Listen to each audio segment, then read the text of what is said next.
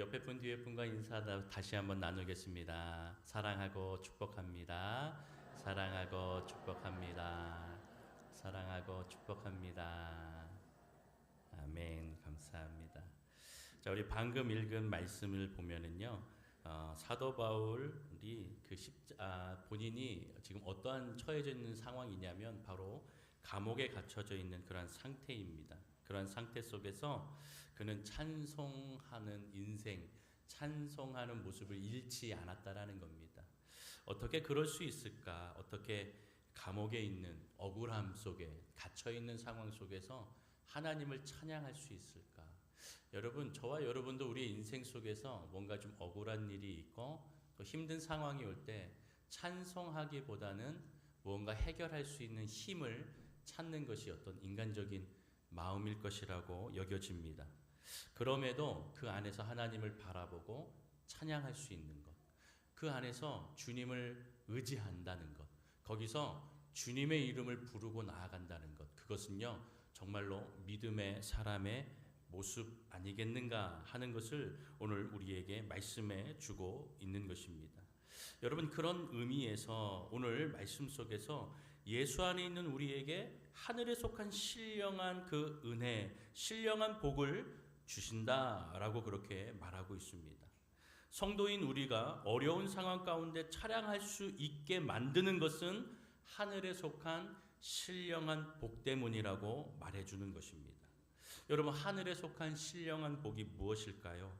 오늘 본문 5절에 나아가니까 우리 5절을 한번 읽어봅시다. 5절을 보니까 그 말씀이 뜻이 기록이 되어 있습니다. 우리 5절 같이 읽습니다. 시작. 그 기쁘신 뜻대로 우리를 예정하사 예수 그리스도로 말미암아 자기의 아들들이 되게 하셨으니 아멘. 이미 주님께서 창세 전에 4절에 보면 창세 전에 그리스도 안에서 우리를 선택하셨다. 그리고 사랑 안에서 그 앞에 거룩하고 흠이 없게 하셨고 그 다음에 기쁘신 하나님의 그 뜻대로 우리를 예정하시고 그리스도로 말미암아 자기의 아들이 되게 하셨다라고 말씀하고 있죠. 예수님의 계획은요 이미 창세 전부터 우리를 향하고 있었다라는 것입니다. 우리에게 향한 그 하나님의 은혜와 사랑이 이미 창세 전부터 계획이 되었었다라고 분명히 말하고 있습니다. 그 계획의 하나님의 자녀로 선택한 자들만이 그 예수 그리스도 하나님의 기쁘신 뜻 안에서 예정이 되어서 그 택함을 받은 자들이 이 기쁨을 누리게 되었다라는 것을 분명히 말씀하고 있습니다. 그러니 저와 여러분들이 예수를 믿게 되고 이 자리에 있는 것은 우연의 일치가 아닙니다. 어떻게 하다가 그냥 그것이 이렇게 된 것이 아니라는 겁니다. 이것은 하나님의 계획함 가운데에 이루어지는 하나님의 역사라는 것을 믿으시기를 바랍니다.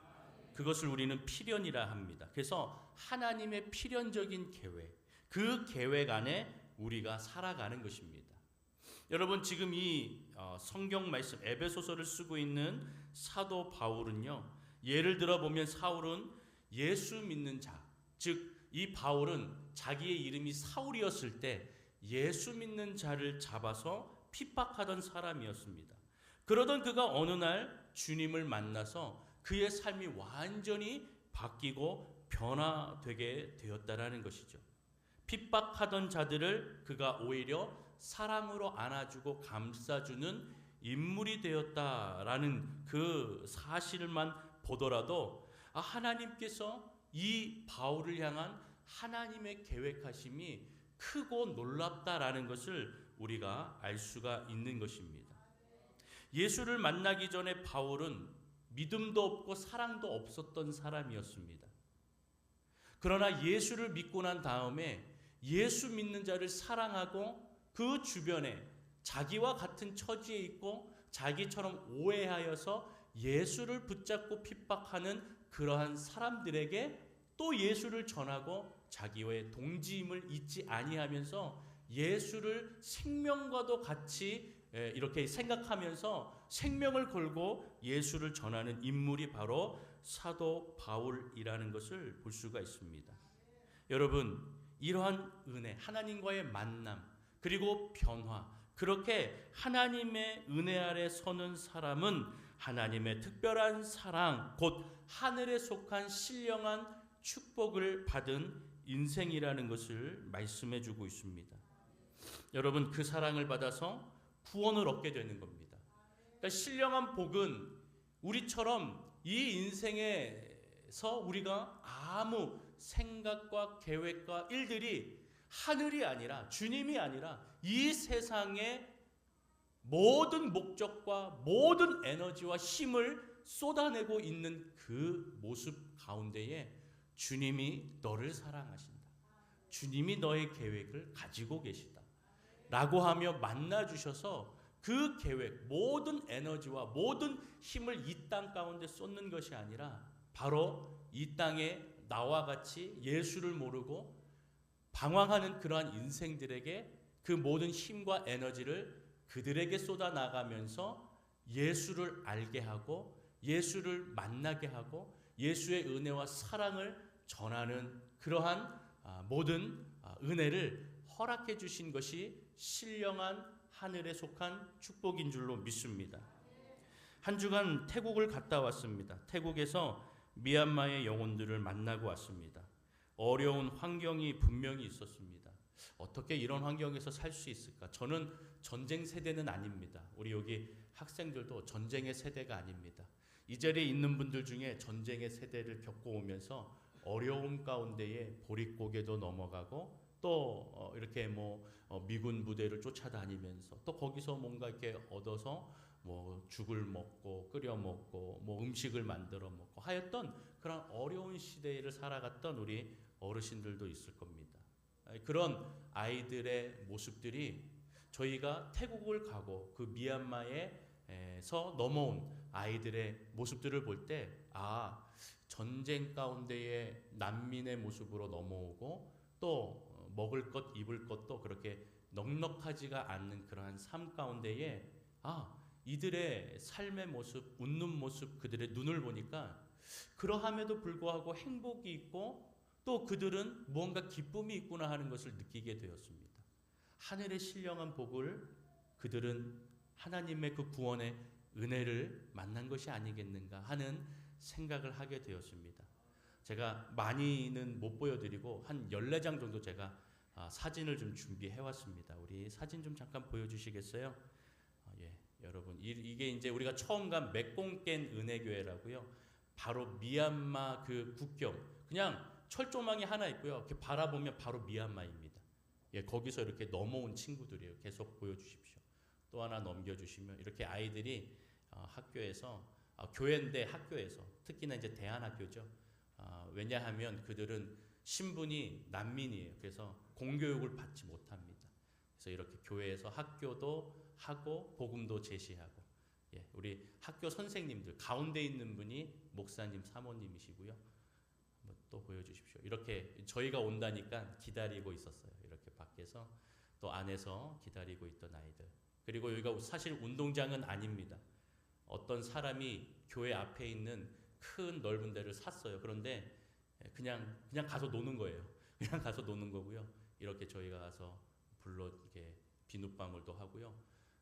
사실 한 번 더 뒤쪽으로 여기 요 땅 바로 건너편이 있거든요. 거기가 미얀마예요. 그냥 미얀마에서 목숨 걸고 이렇게 넘어온 우리 친구들입니다. 다 봤나요?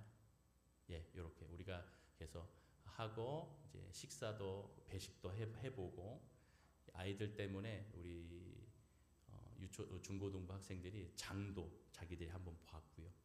그래서 가서 이렇게 하고 마지막에 사진을 찍고 교제를 이렇게 하루 종일 온종일 그렇게 함께 시간을 하였습니다. 내려주시면 되겠습니다. 이거는 이게 아주 잠깐에 불과합니다. 우리 사실 일주일의 사역을 사진으로 또 동영상으로 다 담아낸다라는 것은 사실 쉽지가 않습니다. 우리가 다음 주 오후 예배가 되면 우리 선교 보고를 하면서 우리 또 설명할 기회가 있을 겁니다. 우리 그때 다음 주 오후 예배 때 우리 많이 참여하셔서 여러분들이 기도하고 후원하였던 그 은혜의 헌금들이 어떻게 쓰였고 또 어떻게 이렇게 아이들에게 향하여 갔는지를 한번 여러분들이 들어보시면 그것도 은혜가 될 줄로 믿습니다. 그래서 여러분, 이러한 어려운 환경 속에서 그들이 해맑게 웃고 또 해맑게 뛰놀고, 여러분들 교회 한번 가려고 산을 넘어서 1시간을 넘어 교회 갔던 우리 어르신들 계시죠?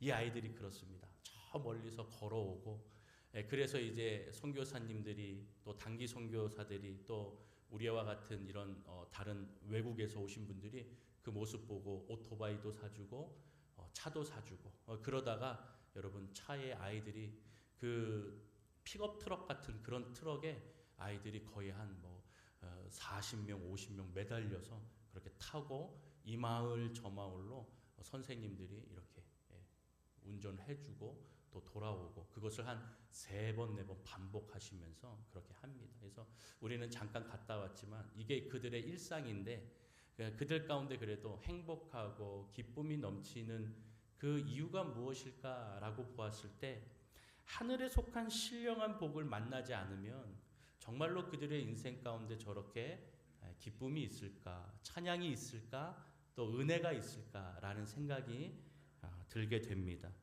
사랑하는 성도 여러분, 우리의 환경과 어려움이 분명히 있습니다. 그러나 우리가 웃을 수 있고 먼 길 가운데에 교회를 찾고 나아가는 그러한 발걸음처럼 우리의 인생의 발걸음이요, 세상의 기쁨이, 세상의 즐거움이, 세상의 행복이 아닌 하나님이 주시는 하늘에 속한 신령한 구원의 은혜인 것을 믿고, 우리가 이 인생의 그 먼 길을 온전히 걸어 나가면서 하나님을 향하여 주님의 은혜를 바라보며 구원의 기쁨을 나뿐만 아니라 주변에 전하며 살아가는 인생이 바로 저와 여러분들, 신령한 하늘에 속한 신령한 축복을 받은 자들의 모습이라는 것을 기억하셔서 우리가 선교하는 교회, 우리가 늘 주님을 은혜를 전하는 교회로 그렇게 성장하면서 하나님의 영광, 하나님의 구원의 은혜가 우리 안에 가득하고 그 은혜를 여러 주변에 나눌 수 있는 그러한 축복받은 교회가 되기를 주님의 이름으로 축원합니다. 여러분, 오늘 이 말씀을 통하여 바울은요, 조건 없이 주신 축복을 받은 자로서 하나님의 그 한량없는 은혜를 그는 4번, 5번 전도 여행을 다니면서 그가 가진 모든 것을 전하고, 또 그가 자비량으로 얻은 것들, 또 자신의 그 은혜 받은 것들을 늘 주변에 뿌려나가면서 하나님의 그 복음의 씨앗을 뿌려나가는 인생이 되었던 것입니다. 이렇듯 하늘에 그 속한 신령한 축복을 받은 자들은요, 우리 인생 속에 한없이 한없이 하나님의 복음의 그 씨앗들을 뿌리는 인생이라는 것을 잊지 않는 저와 여러분들이 되기를 바랍니다. 세상의 것을 쌓아놓고 세상의 그 행복과 그 기쁨이라는 어떤 물질들을 자꾸 쌓아놓지만 오히려 더 걱정과 근심이 늘어나는 이유는 우리가 하나님의 신령한 축복을 받은 자로서 뿌리는 자의 역할을 감당해야 되는데 자꾸 이것을 쌓아놓으려고 하는, 세상의 것들을 쌓아놓으려고 하기 때문에 하나님과 하나님의 택함 가운데에 전혀 상관없는 삶을 살기 때문에 오히려 고통과 아픔과 고민과 번뇌가 많은 것입니다. 오늘도 우리는 어떠한 인생이 되어야 되는가? 바로 너와 나의 모습이 예수님을 닮아 그 사랑을, 그 축복을, 그 은혜를 흘러 넘치고 보내는 인생이라는 것을 기억하셔서 하루하루 그러한 인생을 살아가면 하늘에 속한 신령한 축복의 은혜가 우리 마음에 가득가득 채워지고 기쁨의 노래, 기쁨의 찬양을 우리가 서슴없이 할 수 있는 인생이 될 줄로 믿습니다. 우리 그런 믿음과 은혜를 늘 나누는 저와 여러분들, 우리 연동교회 모든 온 세대가 되시기를 주님의 이름으로 축복합니다.